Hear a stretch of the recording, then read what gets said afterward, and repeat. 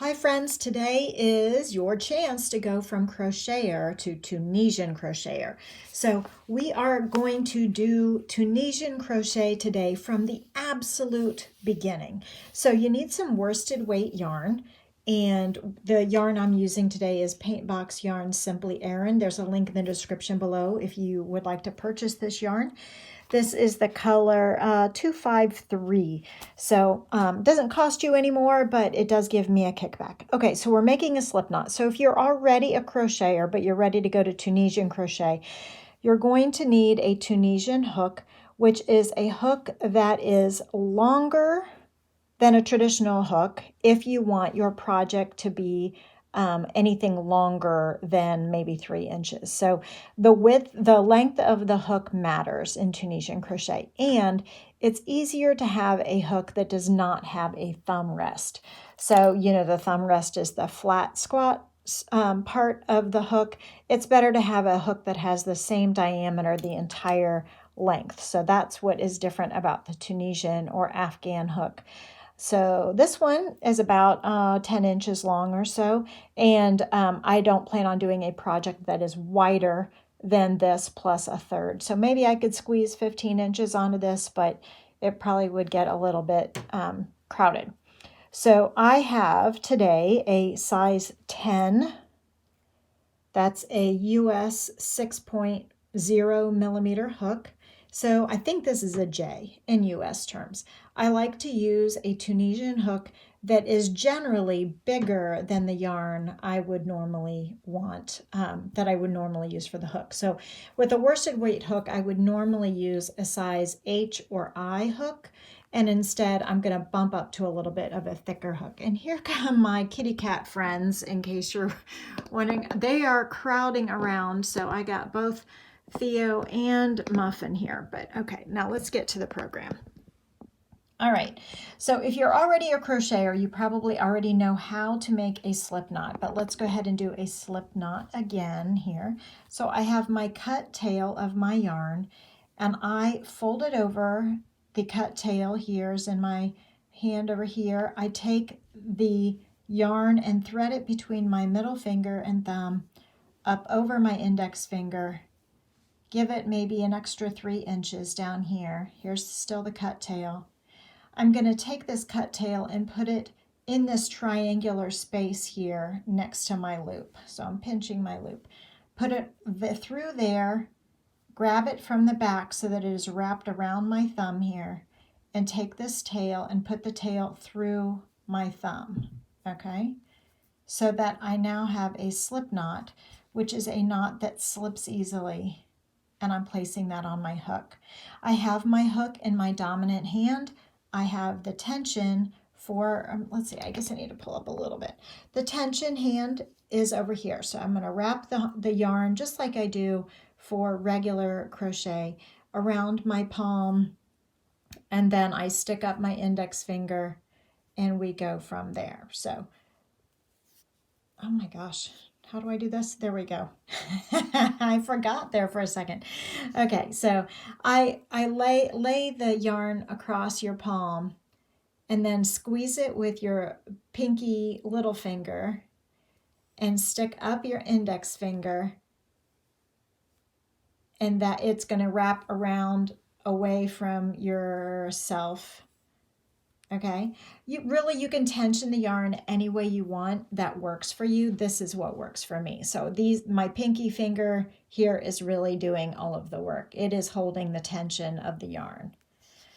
And then this also gives me some tension, and this space here gives me some space to grab. So I have my slip knot on my hook. To make a basic chain, I'm sticking my hook as if hit that joint there on my middle finger, hit it and slide past. And that's how I am grabbing and pulling the yarn down and through the loop that is on the hook. So we have the slip knot there, and now we have one stitch. Each stitch is made of 3 pieces, and just like with traditional crochet. So hit your middle finger with the hook and push it through there and grab it and pull it through. So hit away from you and then pull it down through. So there's 3, 4, 5, 6, 7, 8, 9, 10. Now with Tunisian crochet, the number of chains you make is the exact number of stitches you will have. So unlike regular traditional crochet where you have to like factor in how many stitches are going to be for the turning chain, you're not doing that with Tunisian. So if I chain 10 stitches, I will have 10 stitches. I will not have 9 or 8 or whatever. So the number of chains you make is the number of stitches you will have. So you know here with this traditional chain here, you can see 2 loops for each stitch. So if I isolate 1 stitch between my thumbs there, this is 1 stitch. It's made up of 2 loops on the top plus 1 little back ridge, back bump, back loop thing here on the back. So each stitch is made of 3 strands, 2 strands on the top and 1 strand that is a bump on the back. Okay. So Tunisian crochet, in the first loop that is on the hook, that counts as the first stitch. It counts as the first stitch for this first chain next to the hook. So we're going to ignore this first chain because the first loop is already there on our hook. I like to use the back ridge, back bar, back bump. So if I rotate my chains toward me and put these top 2 V-shaped or heart-shaped little loops of the second stitch down, I can find the back bump here. So I'm going to insert my hook under it, pushing the hook away from me under that back bar, back loop, back ridge, whatever you want to call it. Again, hitting my finger with my hook and sliding it away, and then grabbing the yarn and pulling up the loop through the stitch, but leaving it on the hook. So I now have 2 loops on my hook, and I had 2 chains taken care of now. So now I'm going to advance to the next one. I'm going to do the same thing. So the top 2 strands of that chain, I'm kind of rotating them to the floor. I find the back ridge, back bump, whatever you want to call it. Slide your hook under that back ridge, kind of touch your middle finger there, your tension hand, and rotate up to grab that yarn and pull it through just the stitch there, not through any loops that are on your hook. So you're adding a new loop onto your hook with each chain across. So we will continue to do this all the way across and not do the slip knot at the end. So we are just grabbing a loop and pulling it up, grabbing a loop and pulling it up, grabbing a loop and pulling it up. Yes, you can grab the loop through like one of the V's or one of the strands plus the back ridge if you want, that is more comfortable for you, but this makes a nice pretty edging. So now on this, and I'll show you in a moment, and when we get to this last stitch, you can feel the knot there. That is right before the last bump. So make sure you get the last bump and that knot feels like a knot. So you know not to even try to put anything there. Now we can count our stitches. 1, 2, 3, 4, 5, 6, 7, 8, 9, 10. Perfect. And when I rotate up the bottom, I still see that beautiful little line of chains. That's why we do the back ridge, back bar, back bump, because then we have this beautiful little tidy edge at the bottom. Okay, so what I just did by pulling up loops is called the forward pass. I went forward through the loop and grabbed all the loops. I loaded up my hook, and now I'm going to return pass to take the loops off. So each row in Tunisian consists of the 2 actions. You have to do the forward pass of picking up loops, and you have to do the return pass of pulling the loops off. Those 2 items together are 1 row. Okay, so it's also called, it might be called a bind off on the second row, but that would be incorrect terminology because we are not like finishing off the final row. So we have done a forward pass, and now we're going to do a return pass. Okay, so in general, always in general, always, because that's the fun part about Tunisian and any kind of crochet pattern, is that because there is an exception to every rule, that is what makes things so fun. So in general, when you do a return pass, you're going to yarn over. So again, hit your middle finger with that hook, push it to the back, yarn over, pull through just one loop, okay, for the first one that makes this edge along this side, this left side. Then we will yarn over again and pull through 2 loops this time, one here on the hook and the next one on the hook, leaving the remaining ones there. So after we yarned over and did just one on the very first, all the rest of the loops are yarn over and pull through 2 loops on the hook, 1 and 2 and stop. Then yarn over and pull through 1 and 2 and stop. So come up a little closer here. Yarn over and pull through 1 and 2, but stop. Yarn over, pull through 1 and 2, but not anymore. Yarn over and pull through 1 and 2. So this is the often called the foundation row for Tunisian crochet. And then when we get here to the final one, we're still yarning over and pulling through 1 and 2, and then we just have 1 left, and so we're done. Okay, so that completes row 1. Often in Tunisian patterns, you will have this foundation row first, and then your pattern begins from here.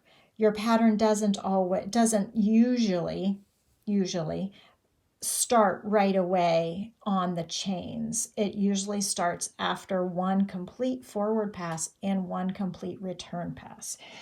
So, my goodness, this is going to make your life so much more fun, because if you haven't tried Tunisian crochet, it's going to open a world of possibilities to you. And all of my Tunisian videos now, you are hopefully less intimidated to do. Now, the second row, this loop that's on our hook will count. Well, okay, let's look at the anatomy here real quick. I'm going to take my hook out for just a moment. So what happens is we have the anatomy of the Tunisian crochet, which is these vertical lines here. 1, 2, 3, 4, 5. Those are vertical bars. Now, the chains that are in between the vertical bars, so the chain here, the chain here, the chain here, those are considered horizontal bars. Those are the bars that go across. So for Tunisian simple stitch, what we're going to do today, we're going to pick up the vertical bar. Okay, and that's just this like front piece here. Okay, that's what we're going to be working with in a moment. Now the back side of this is going to look different. It looks more like purl bumps in knitting.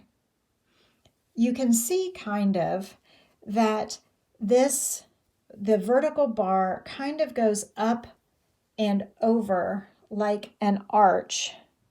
It goes up the front, and then you can see the little back leg down here of where it went all the way up and over, and this chain came through.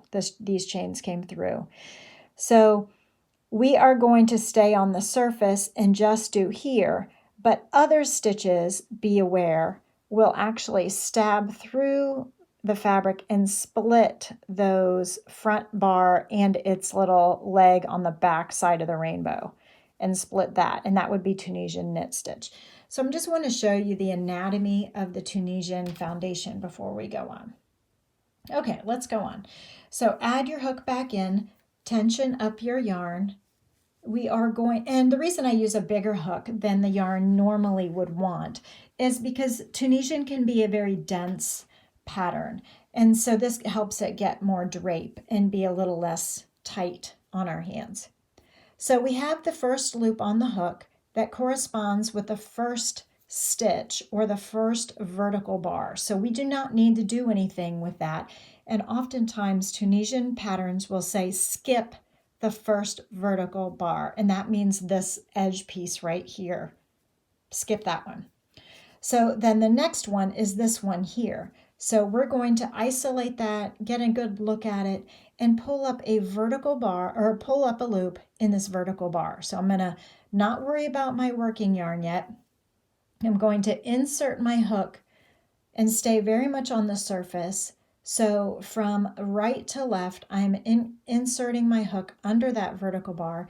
Now, if you're watching this left-handed version, you're going the other, whether it's right or left, follow what you see on the screen. So you are pushing toward your tension hand underneath that vertical bar. So again, touch your middle finger if you need to understand where you need to go with the hook. And then you'll yarn over and pull that yarn just through that front loop, that front vertical bar. That is called a Tunisian simple stitch. It's the most simple stitch in Tunisian. So we're going to do this all the way across. So we're going to put the head of the hook away from our dominant hand toward our tension hand. Touch that middle finger if you need to, so that you go underneath that yarn, pull the yarn through just that loop, and pull up a loop and leave it there. So we're just adding a stitch by pulling up a loop in each of these vertical bars across. And every time you add a stitch, you're adding it to the working loops that are on the hook. Because there are loops that are on the hook, my hand on the hook is tensioned a little bit differently than what if I were like crocheting traditional. So my hand is a little bit further back often on the hook. And then also you do have to touch those stitches sometimes. So that's a little bit of a different feel for you. Tunisian simple and up. Tunisian simple and up. Okay, so we are getting all the way to the end of the row, and then the last stitch is just a little tricky, but once you get it, it's no big deal. So we've got the last vertical bar that is easy to find. And then on this last stitch, we are going to pick up 2 bars. So if you kind of turn it toward you, there's actually 2 little strands here. And this will actually make a sort of, I guess you would say, chain running up the side. So you can feel the knot here from your beginning chains. And then directly above that, you can see 2 strands right there, 1, 2. That's where you're going to put your hook. So when it says Tunisian, and generally, when you have even an ornate Tunisian stitch pattern, it will say to Tunisian simple stitch in the last stitch. And that's what this means. So even if you have a fancy stitch pattern, you're still probably going to do it exactly this way for this last one. So let's put this down. I am going to kind of turn it toward me a little bit and make sure I pick up 1, 2 strands there for that Tunisian simple stitch. And then yarn over and pull up a loop. So again, how many stitches should you have? The same number of chains that you started with. So 1, 2, 3, 4, 5, 6, 7, 8, 9, 10. Now, one of the arguments about Tunisian crochet is it tends to curve or curl, and that's because we're constantly pulling yarn toward the front of the fabric. We're not turning at all. So we've not turned at all, and we're not going to. And by pulling up loops to the front of the fabric, it creates this tension, like a person who's just been like punched in the stomach and you kind of curl. Then this is kind of what happens when you load up. Or, okay, think about putting a heavy backpack on. If you put a heavy backpack on, I should have told you how to do this again. Let me go back. If you put a heavy backpack on, your shoulders are going to curl. I'm backing up so that you can see because I forgot. Okay, so here we are. If you put a heavy backpack on, you're going to hunch over like and hunch toward away from the backpack. You're going to hunch toward your stomach. And that's kind of what happens with Tunisian crochet and Wyatt curls. Okay, so we're ready to, we just did the forward pass of pulling up loops of simple Tunisian simple stitch, and it's time to return pass, pulling off the loops. And so we will do the exact same thing we did before. We're going to yarn over and pull through one loop on the hook. Then we are going to yarn over but pull through how many? 1, 2 loops on the hook. Yarn over and pull through 1, 2 loops on the hook. And this is the traditional return pass.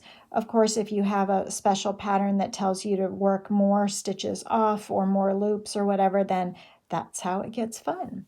That's how it gets different. That's how we have variety. But we're yarning over and pulling through 2 loops on the hook all the way across until only 1 loop remains on the hook. Okay, let's do this again. So remember that this loop that is on the hook counts for this edge chain here. So you can count rows, row 1, row 2. You can see the chain working up the side. This is row 1, this is row 2. So the number of chains working up the side is the number of rows that you have done. So if we skip this one here because we already have one, we are going to Tunisian simple in the next vertical bar. Okay, working on the next vertical bar all the way up. I think once you get the hang of it, you will find Tunisian crochet to be super, super addictive because you can't just stop at half a row. You don't want to just stop in a forward pass with the loops all on the hook. You want to return them off and then you're like, oh, but just one more row. Okay, as we get all the way to the end here, when we do this again, we kind of turn it towards us. We can see that we need to grab 1, 2 loops on the side of the piece so that it makes this chain up the side. So we're grabbing, kind of pushing in between there and just pulling up a loop. And this is what it looks like right here. This is, so, okay. All right. And then remember, we do the return pass with a yarn over, pull through 1, yarn over, pull through 2, yarn over, pull through 2, yarn over, pull through 2, all the way across. All right. What happens if you make a mistake and you need to rip out a row? Okay. All right. So, okay, say we have 1, 2, 3 rows complete, but I made a mistake on row 3, and so I want to rip it out. I'm going to remove my hook from that live loop. I'm going to put it in the next row down, or whatever row. If I want to go all the way back to here, I would put it in here. If I want to go back all the way to the beginning, I would put it in this chain. But I'm going to put it right here just to rip out 1 row. Anchor it here, and then go ahead and pull out. And you can see the anatomy of the piece as the chain undoes all of those loops. So we are pulling out the return pass, and now we need to go back and pull out the forward pass. And your hook is there to hold it tight so you don't accidentally pull back too much. And you can go back and do this row again correctly if you found that you made a mistake. So Tunisian simple stitch all the way across, and then after this row I will show you 1 or 2 of the traditional bind offs, or the final rows that cap it off so that you don't have any live stitches. Okay, yarn over, pull through 1, yarn over, pull through 2, yarn over, pull through 2, yarn over, pull through 2, all the way across until there is just 1 loop remaining on your hook. Yay, you've made it so far. Congratulations. Go back and watch. Pause it if you need to. All right. So binding off, we're only going to do a forward pass. We are going to basically traditional crochet it. And we're only going to do a forward pass so that we don't have to do a return pass. In general, the bind off of Tunisian crochet is in pattern. So whatever you were doing for the body, you try to do that to cap it off so that it stays similar as much as possible. So I am going to, since we were just pulling up a loop and I have one loop here on the hook, I'm going to go ahead and insert my hook the same way I had been, as if to Tunisian simple stitch. I'm going to go ahead and pull my loop through that fabric, but also through the loop on the hook. So it binds it off that final loop. And now I still only have one. So Tunisian simple, as if to Tunisian simple stitch, yarn over, pull up a loop, pull it through the fabric and through the loop on the hook. Okay, so insert your hook as if to Tunisian simple, pull the yarn through that fabric and through the loop on the hook. So you're only having one loop on the hook each time because you are binding off the previous loop onto the current loop so that they are all tied together in a neat, beautiful little package. Okay.